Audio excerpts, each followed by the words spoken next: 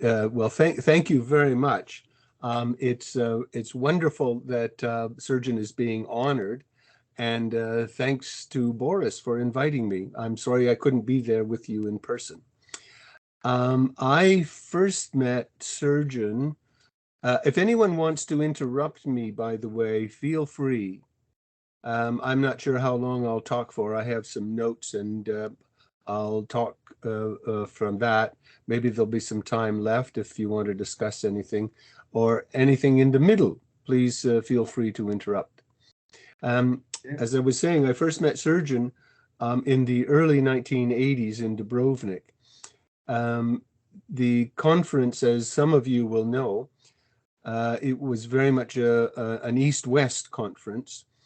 It was put together by Zupek and others as a meeting place in relatively neutral Yugoslavia for Eastern and Western people.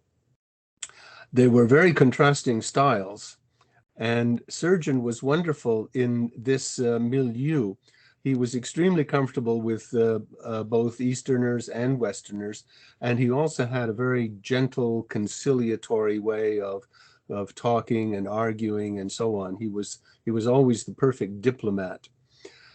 I remember him in a context, and that's the Dubrovnik context, with people like Bill Newton-Smith, who sadly died rather recently, Kathy Wilkes, both of them were from Oxford, Sławek Krajewski from Poland was there for a long time, and Elena Mamchur from the Soviet Union was there, Lars Bergström from Sweden, James McAllister from Holland. It was really a wonderful mix of people, but above all, of course, there were tons of people from Croatia, and some of them have become very good friends over the long run. Dunja Jutronic, Shika, who's there in the audience. Hello again, Shika. Nenad Miskovic, and of course, lots more. There were quite a few Canadians, but surprisingly few Americans. This was always one of the features of the conference. You had to juggle the schedule to maximize the time when people were not teaching so that they could come. And the American teaching schedule always conflicted with the Dubrovnik dates.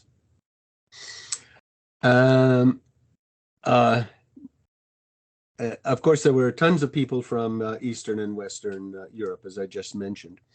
The IUC, where Srđan, just as I say, just fit in so perfectly, was a wonderful place for meeting people from East and West. It was always friendly. It was particularly interestingly paradoxical, because I remember people are coming with you would think with various ideologies, but they were often the contrary of what you would expect. I remember one Russian philosopher telling me how much he loved Margaret Thatcher. I couldn't tell you how much this put off everyone from the West. Boy, if you want to make if you want to make enemies with a typical philosopher anywhere in the West, you just say you like Margaret Thatcher. Anyway, most of the people in the West were socialists of one form or another, and so it was common to have, well, there were friendly disagreements, but with people taking the opposite sides of what one might have predicted. The Cold War was, as most of you will know very, very well, was a very complex thing, and much more complex and nuanced than many people thought. One of the most interesting paradoxical things that I found, and Srđan also found, was a Bulgarian philosopher. I can't remember his name. I think it was Polikov. He was a fairly prominent Bulgarian philosopher who always, in spite of his prominence, he was always resisting joining the Bulgarian Communist Party until the end of the Cold War. And then suddenly he said, okay, now I'll join. It was amazing. And Sławek Krajewski was another one who was a member of the Communist Party in Poland. And in fact, Sławek's, that was his nickname, Sławek. His grandfather was the founder of the Polish Communist Party. His parents had been murdered by Stalin in the 30s, but he remained a member of the Polish Communist Party. And then along comes Solidarność, and he joins that too. So these were weird days. I miss those days, I have to confess. Those days died with the Cold War. I certainly don't miss the Cold War, but I do miss that particular time. The IUC, and everybody felt it. Srđan felt it. I think almost everyone who participated felt it. That it was not only a conference for philosophy of science, but it had a political purpose. And here's where Srđan really flourished. He was such a diplomat, and he would, introduce people from east to west and back and forth. And now that's all. That era has passed, and the IUC is home for an excellent, truly excellent philosophy conference, but it misses that political aspect that it used to have. I really miss that. A couple of us have tried to duplicate it in another respect, and that is by making some kind of connections to the Arab and Muslim world, and making it a kind of meeting place for broadly North American European philosophers on the one hand, and philosophers from the Arab world. That's never worked. It never took off. We could never get more than one or two people to come. Just doesn't seem to be much interest. Anyway, Srđan himself was an absolutely wonderful fellow, as those of you who know him will know. He did physics. He studied with even Zupek, who in turn was a student of Heisenberg. These were both extremely influential, as you can imagine, on Srđan, but they were influential in two ways. They were terrific physicists, of course, but they were both extremely philosophical. Heisenberg is one of the very, very philosophical physicists, and he cared about a lot of stuff. And I think that rubbed off on Zupek, and that rubbed off in turn on Srđan. He was coming, unlike most of us who just come out of, say, philosophy, he was coming out of physics and out of philosophy, and I should say philosophy of science in the Yugoslav context. And also, he was very well read in Western analytic philosophy of science. So he was, he was a complicated guy. He had a lot of things going, and many strings in his bow, and he was knitting them all together. Now, it's hard for me to remember all of the because you see, my encounters with Srđan were over many years, many conversations, and our views, of course, change over time, just as you would expect. As I recall, and I fear this might be wrong, I recalled Srđan as being a kind of scientific realist. And so we would happily bash someone like Bas van Frauzen. But I have to qualify my belief that Srđan was a realist because of Boris's very nice article on Srđan. I didn't know that Srđan's PhD thesis, for instance, was on the measurement problem in quantum mechanics and the subject-object distinction. And that, if you're going to adopt that kind of view, you're not as clear-cut a scientific realist as I thought he was. So that was my mistake. I just didn't appreciate what he was up to. It might be the case that between his thesis and the times that I was talking with him, he moved to a more realistic outlook. But it's entirely possible I just misunderstood him. I misunderstand a lot of people. Just ask Shika.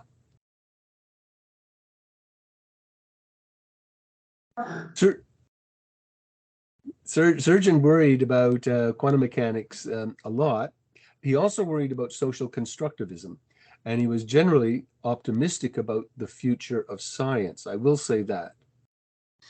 Not everyone is. Lots of people worry about all kinds of social forces that are undermining science, but he was very enthusiastic. It's hard for me to recall his views exactly since it was so long ago. And it was over so many years, as I just mentioned, it was over so many years that we talked about this. But I do remember, extensive, I won't say heated. He never lost his temper. He never thumped the table like the rest of us. Conversations about Kuhn, about Popper, Lakatos, Loudon, and of course, Van Frozen. We talked about these people. We criticized these people. We agreed that we had solved the problems of the world, and then we went away and changed our views probably the next day. Who knows? We also spent time talking about social constructivists like David Bloor, and that seems to have figured a lot in his thinking in the more recent years. Srđan's book, Science and Modernity, the outlook of a book, it's very all-encompassing. Science is a unified endeavor. In a sense, the way to understand quantum mechanics is partly related to our history, our biology, our relations to other disciplines, and so on. I don't recall Srđan ever using the term naturalism, but in thinking about his views today, he might, you see, that term wasn't so common when he was writing more than 20 years ago. That term, he might embrace that term now, but his view seems to me a kind of naturalistic view.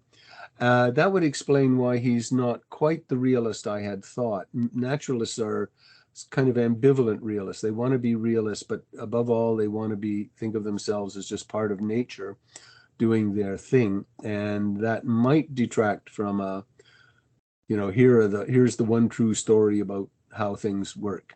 Okay, maybe he didn't believe that. Anyway, I would be tempted to call his view naturalism now. But philosophy of science has changed a lot over time. And another thing that I find striking, thinking about Srđan and other people too, for that matter, from long ago, from conversations 20, 30 years ago, we at that time used to talk about theories. We say theories are this, theories are that. If you're a realist, you'd say theories try to get the truth. Anti-realists would say, no, theories are just instruments for making predictions, and so on.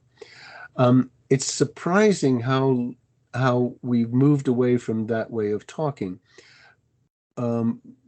Journals, philosophy of science journals used to be full of articles about theories.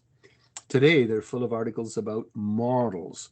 Almost everything we said about theories has been converted into talking about models, how they work, realistic versus anti-realistic views about models, and so on. So I suspect Srđan would be quite happy moving to this new way of talking, but I'm not sure. He was more liberal than me. I'm always uncomfortable with models. That's because I'm just, sort of stuck in the past, probably. To just reminisce, excuse me, when I'm reminiscing about people, I, especially lately, now that I'm getting old, and in the last 2 years, my department, my philosophy department in Toronto, is a very big department. We have more than 50 people in it. In the last 2 years, 12 of my colleagues have died. Old age, well, cancer at a relatively youngish age, but still not, in the second half of their lives, you might say. And I find it's had quite an effect on how I think about things. And it makes me think about lost chances. And I certainly think about lost chances with Srđan. There's so much I could have talked to him about. Some of my colleagues had, wonderfully interesting views, and I just never got around to talking about it with them. I always sort of postponed it. Even with my own father, I postponed stuff. My father was a prisoner of war in Japan, And I hardly ever talked to him about it, even though he was building ships in Yokohama as a prisoner, and was just right across the bay from Tokyo. And he watched the firebombing of Tokyo from a, well, I guess he wasn't sure if it was a safe distance or not, but he saw that. And I've never talked to him about it. And that's the sort of thing I really regret. And it's the same with Srđan. I really, really regret that I didn't spend more time talking about particular views about him. He was, for instance, especially interested in technology and how it affected our lives, the interaction of technology with what we call pure science and all that sort of stuff. I had no interest or very little interest in it at the time when I actually knew Srđan. I was much more interested in the things we call pure science. Now I've changed my mind a lot, and I find worrying about technological things and the social role of the sciences hugely important. As I'm sure all of you, probably all of you, think at least about vaccines, vaccine policy, trust in the public, why the public won't trust it, and all of those things. Those have been real regrets for me that I didn't spend more time talking to Srđan. So let that be a warning. If you're young and you know somebody who knows something interesting, don't miss your chance. They may get hit by a bus tomorrow. Okay, the breakup of Yugoslavia hit Srđan very hard. Before it happened, like many others, he was mildly optimistic that things would calm down, the problems would be sorted out, and so on. It's often hard for to know how people really feel about things like that, but he seemed to me to appreciate a number of things about Yugoslavia that he would be sorry to lose. He once told me that he came from a relatively poor family background, and that in the social situation before current Yugoslavia, people like him would not have got a chance to go to university. And he was very, very grateful for that. And he took a number of things like that to heart, and thought of them as real assets for Yugoslavia as a whole. When the breakup actually got a little more like being inevitable, I remember him being extremely upset, very upset and anxious. He could hardly, in some cases, he could hardly put a sentence together. He was so angry and upset about the whole situation. People who don't go through things like this don't fully appreciate what it's like to have a country break up under your feet. I can a little bit feel it because Canada is often in a precarious state with real pressure inside Quebec to separate from the rest of the country. This affects me very much because I'm actually from Quebec. I was born in Montreal. But I'm sure it's not like feeling your country actually break up on you and war break out and so on. The war years themselves are particularly memorable.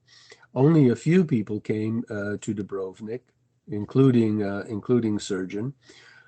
Those of us who were not Croatian, we came from outside. We came by ferry. There was one ferry from Rijeka a day that the Serbian National Army would allow in. We'd walk around in Dubrovnik. Hardly anyone would come. Mainly it would be a handful of Croatians and a handful of Canadians. Why would Canadians come? This is just a side. It's very easy to get Canadians to do anything. You just tell them the Americans are afraid to come. Anyway, walking around the city. Was there. Walking around the city, there was occasional sniper fire, and one tended to walk along a wall that kept you out of sight from the snipers in the mountains behind. And there was machine gun fire overnight, and it was going over the hotel. The Serbs were in the hill on one side, and the Croats were on an island just off the coast, and they're firing back and forth at one another. And the only hotel we could stay at was the Hotel Argentina, normally a 5-star hotel, very fancy, but wartime rates are really low. Anyway, and they're shooting overhead, and hardly ever would a bullet hit the hotel, but one or two did. Anyway, it was a very exciting time. Samuel Johnson, who some of you might know, famous English author, wrote, "Nothing so focuses the mind as the thought of being hanged in the morning." It felt a bit like that. It was exciting. Srđan's wife, Jasmina, died of cancer. It broke his heart. I only met her a very few times in Dubrovnik. She came a few times. She was smart. She was funny. I remember she used to tease Srđan all the time about this and that, and he'd sort of blush, and he was, sort of a little shy, and he'd put up with it. But they were obviously a very, very happy couple. And when I remember Srđan, I often think of her being affable, kind, interested in everything, and part of the give and take of the social life of the mind. And that's pretty much what I remember best about Srđan and the time I spent with him. There's a picture Boris might be able to show you at some point or other. I have it here. I'm looking at it now. I had this picture somewhere in my files, but Boris kindly sent it to me a few weeks ago. It's a picture from 1999. I'll just describe it. And there's 4 of us in it. There's Srđan in it. I'm in it, looking less gray than I am now. Slavik Krajewski is in it, and Lars Bergstrom is in it. The city of Dubrovnik gave us a little plaque, saying, thanks for being here during the war, that sort of stuff. It was a nice moment, and the picture brings back very fond memories of all of that time with all of the people of Dubrovnik, but right now especially my memories of Srđan. Okay. I'll stop there, and if anybody has any questions or wants to chip in on some reminiscence and say, yes, I remember that, but it went differently. You're out to lunch, Jim. Go ahead.